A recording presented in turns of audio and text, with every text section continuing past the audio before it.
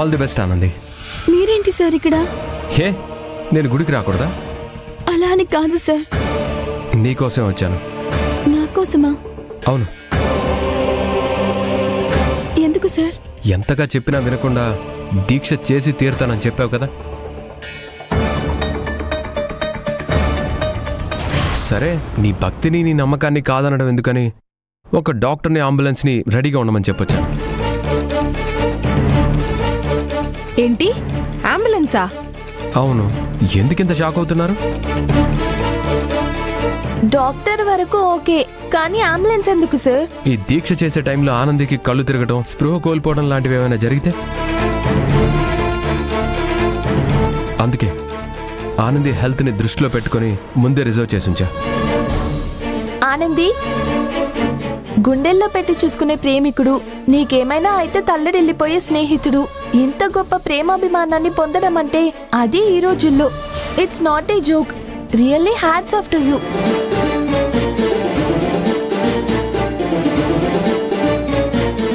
అందుకేనమ్మా స్నేహమేరా జీవితం అంటారు.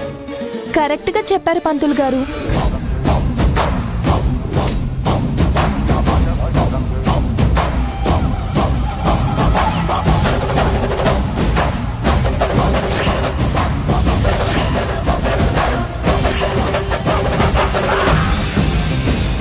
సరే ఆనంది, వెళ్ళి అభిషేకం స్టార్ట్ చేయి.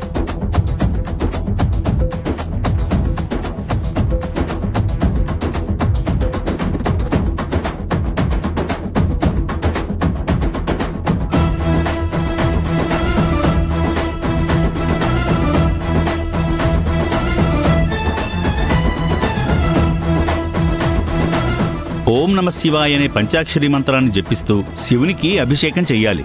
అలాగే పంతులు గారు.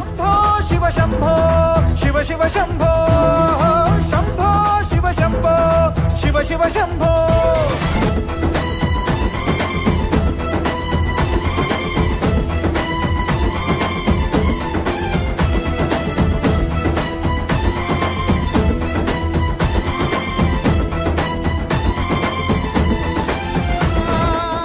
ఓం నమ శివాయ, ఓం నమ శివాయ, ఓం నమ శివాయ, ఓం నమ శివాయ, ఓం నమ శివాయ, ఓం నమ శివాయ, ఓం నమ శివాయ. రై, చెప్పింది గుర్తుందిగా?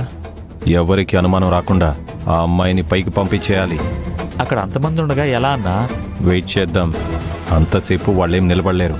ఓం నమః శివాయ. అలా వాళ్ళు పక్కకి పోగానే దాన్ని లేపేద్దాం.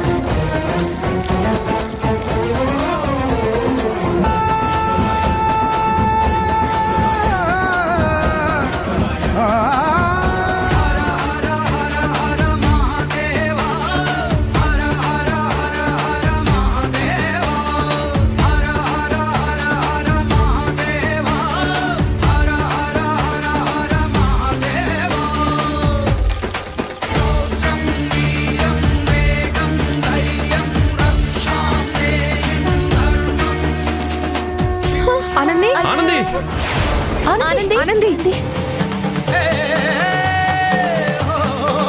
పంతులు గారు, తనకి కళ్ళు తిరుగుతున్నట్టున్నాయి. కాసేపు రెస్ట్ తీసుకొని మళ్ళీ కంటిన్యూ చేయొచ్చా? ఒక్కసారి ఈ అభిషేకం మొదలు పెడితే మధ్యలో ఆపకూడదండి. రాహుకాలం పూర్తయ్యేలోపు పూజ పూర్తయిపోవాలి. అందుకే దీన్ని కఠోర దీక్ష అంటారు. మై గాడ్, ఇప్పుడు ఏం చేయాలి?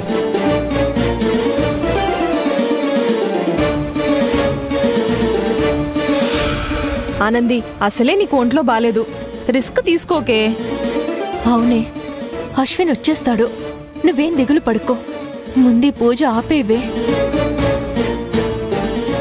అసలే నువ్వు ఒట్టి మనిషివి కూడా కాదు. లేదు, ఆపనుగాక ఆపను. నా అశ్విన్ తిరిగి రావాలి. ఆ ప్రయత్నంలోనే నా ప్రాణాలు పోయినా పర్వాలేదు. సార్, ఇది మాట వినట్లేదు. అటు తిరిగి ఇటు తిరిగి ప్రాణాలు మీదికి తెచ్చుకునేలా ఉంది. మీరైనా చెప్పండి సార్.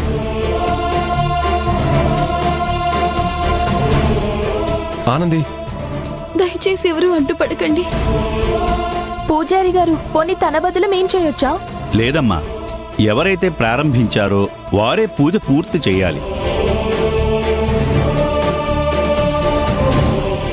అయ్యో, ఇప్పుడెలా? చూడండమ్మా, తనకేం కాదు. ఆ శివయ్య ఉన్నాడు. తనని ఒంటరిగా దీక్ష చేసుకొనివ్వండి. మీరేం కంగారు పడకండి, నాకేం కాదు.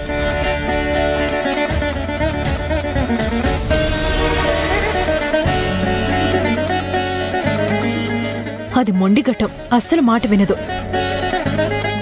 సరే సరే, కాళ్ళు నొప్పి పుడుతున్నాయి. తను ముక్కు తీర్చుకుంటుంది. మనం అక్కడికి వెళ్ళి కూర్చుందాం పదండి. ఏంటి చూస్తున్నారు? రండి.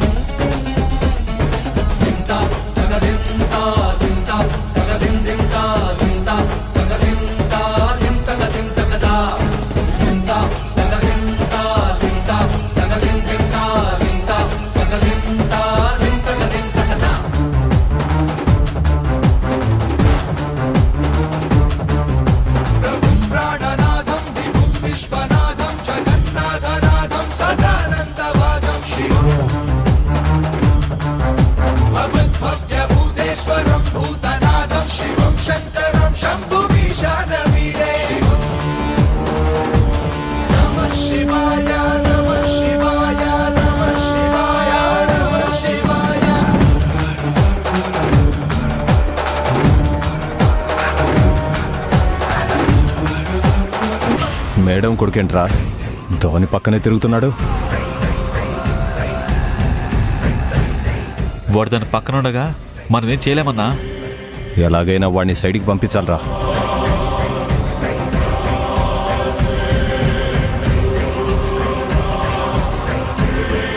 ఈ పాటికి ఆనంది చచ్చి శివైక్యం అయిపోయి ఉంటుంది. ఇంకా గుడ్ న్యూస్ రాలేదేంటి? ఇలా తలుచుకున్నానో లేదో ఫోన్ వచ్చేసింది. చెప్పరా, ఆ ఆనంది చచ్చిందా? దాన్ని లేపేశారా? లేదు మేడం. అది ఇంకా చావలేదా? మీ అబ్బాయి మహేష్ అడ్డుగా ఉంటే దాన్ని చంపడం ఎలా కుదురుతుంది మేడం? ఏంటి, మహేష్ ఉన్నాడా? వాడక్కడికెందుకొచ్చాడు? అది మాకెలా తెలుస్తుంది మేడం? అంటే ఇప్పుడు ఈ సాకుతో దద్దమ్మల్లా దాన్ని చంపలేదని చెప్పడానికి కాల్ చేసావా? అది కాదు మేడం, మీ అబ్బాయిని సైడ్ చేస్తే మేము దాన్ని లేపేస్తాం. నీకు సుపారీ ఇస్తే నువ్వు నాకు ఆర్డర్ వేస్తున్నావా? సరే సరే, ఫోన్ పెట్టు, నేనే ఏదో ఒకటి చేసుకుంటాను.